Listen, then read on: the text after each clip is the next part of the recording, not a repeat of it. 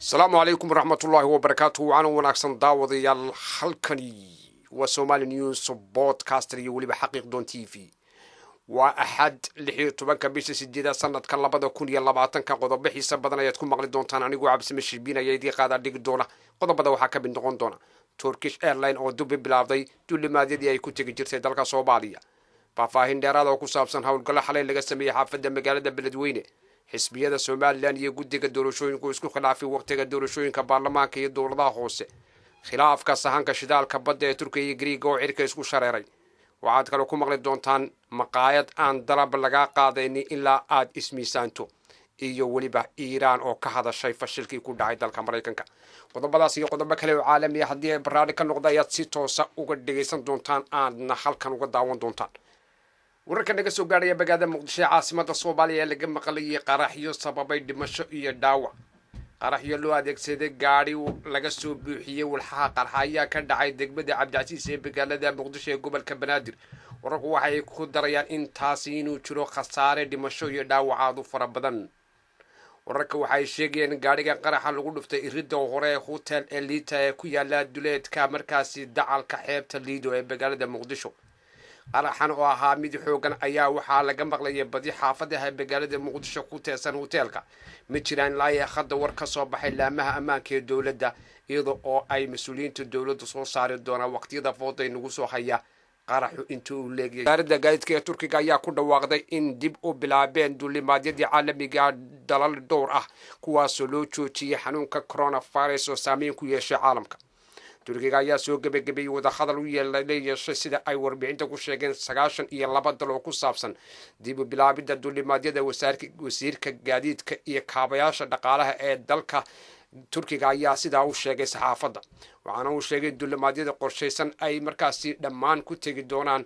gaar ahaan 48 dal oo ay Soomaaliya ka mid tahay dhanka kale maamulka shirkadda Turkish Airlines ayaa sheegay shirkadu tan iyo markii uu faafay aafada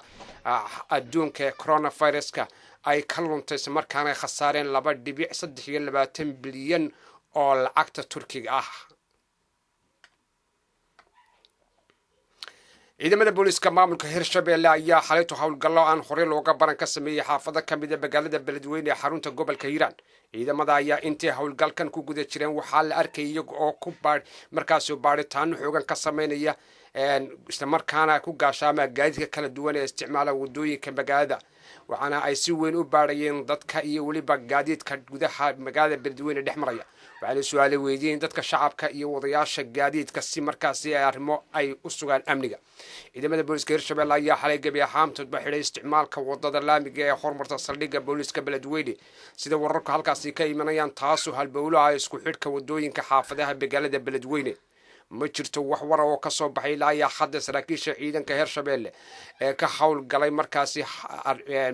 markaana iyo kuwa ku hawlgalay booliska waxaana imanayaan wararkaasi in xilli mudooyinkii dambe ay soo kordhiyeen falalka la xidhiidha ammaan darrida iyo dilalka loo geysanayo dadka shacabka ee ku nool halkaasi balse ciidamadu waxa ay ku tilmaameen sida wararku tilmaamayaan in hawlo amni ay halkaasi ka sugayaan guddiga doorashooyinka Soomaaliland ayaa ku casuumay 3 xisbi ay yeeshaan dood ballaaran oo ku saabsan goorta la qabanayo doorashada dowladda hoose iyo baarlamaanka xisbiyada mucaaradka xisbiga talada haya iyo komishinka doorashooyinka Soomaaliland ay isku khilaafsan yihiin jadwalka u dambeeya ee suurtagal ah ee doorashada markaasi qabsoomaysa xisbiga talada haya ee kulmiya waxa uu soo jeediyay in doorashooyinka la qabto muddo 6 bilood gudahood halka komishinka doorashooyinku cadeeyay inay suuragal tahay in la qabto doorashooyinka 10 bilood gudahood 4 bilood ayaa u dhaxeeya xisbiga markaasi xubnaha xisbiga mucaaradka ayaa sidoo kale isku khilaafay waqtiga inkastoo nidaamka asxaabta badan la soo saaray waqti dheer ka hor Soomaaliland waxay wali aan ku tahay dib u dhigista doorashooyinka baarlamaanka ee degmooyinka madaxweynaha Soomaaliland Muuse Biixi Cabdi ayaa ku gacan sayray baaqiyo aan kala go'ol lahayn wakiilada dibadda iyo kuwa gudahaba ayna qaban qaabinayaan markaasi doorashooyinka baarlamaanka ee dowladaha hoose ee 15 sano kadib baarlamaanka cusub la dooran doono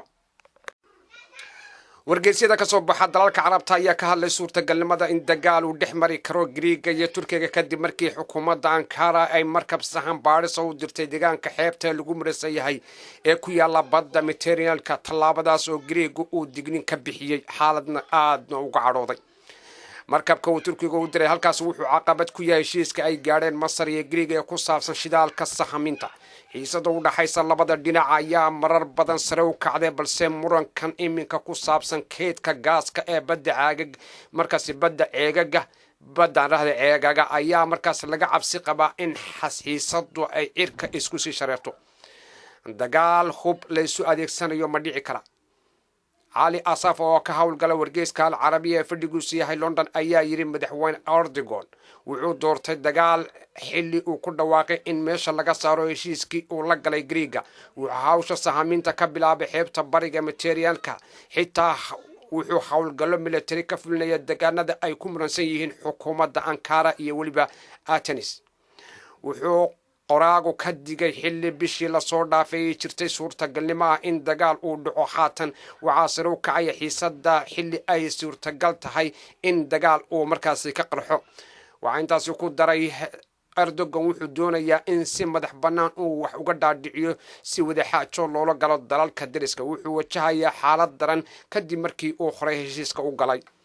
marka la eego griiga iyo masar waxay beeniyeen in labaduba dal ay xaq u leeyihiin aagga ganacsiga ay ku leeyihiin badda mediterraneanka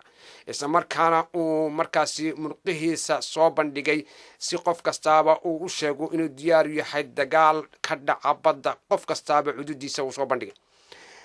khurshid taali oo ka qora wargeys ka soo baxay imaaraadka alcayn wuxuu isaguna sheegay waxaa inoo horseedaya in aanu rumaysanayn dagaalka noocaasi oo tahay istaraatiijiyad duulaanka uu wado erdogan istaraatiijiyadaasi oo ah midda wax badan markaasi holcinaysa oo ku saabsan taariikhda kala aragti duwanaanshaha ka dhex taagan labada dal maxamed kharuub oo isna ka faalooda arrimaha wargeyska ka soo baxa erdogan ee alvay ayaa dhaleeceeyey doorka beesha caalamku ay ku leeyihiin xiisada ka dhex taagan turkiga iyo griiga gaashaanbuurta nato waxa ay curyaabinayaan go-aanka maraykanka oo in uusan soo faragelin xaaladda marka loo eego inuu soo saaro qoraallo aan waxtar lahayn taas oo caddaynaysa in griiga uu ka codsanayo golaha ammaanka qaran ee arrimaha ammaanka midooda yurub inay qabtaan kulamo degdeg oo lagu arrinsanayo daandaansiga iyo khilaafaadka turkiga ee ay sii holcinayaan waa sida ay hadalka u dhigeen wuxuu qoraagu intaasi ku daray midooda yurub ma laha awood aan ahayn inuu turkiga ugu hanjabo cunaqabatayn waana sababta go-aankaasi uusan saameyn u yeelan karin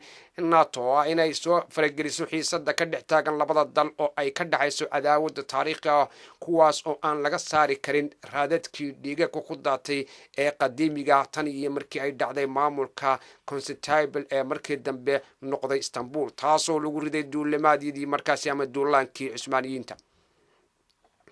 turkiga iyo guulaystayaasha dhinaca kale ee wargeyska alquudus ee alcarabiya ee ka baxa london ayaa waxa uu qoray muddo 12 wada hadal oo ay yeesheen guddiga farsamada dowladda masar iyo griig waxa ay wada gaadheen heshiis muujinaya xadka badda mediterraneanka ee dalalkaasi waxaana arrintaasi looga gol lahaa in cadaadis lagu saaro turkiga kadib markii uu heshiis dhanka badda uu la galay dowladda liibiya arrintaas oo xukuumadda ankara ku tilmaamtay mid aan wax ka faa'iido lahayn oo aan waxba ka jirin sababtoo ah ma jirto xad dhanka badda ay wadaagaan griiga iyo masar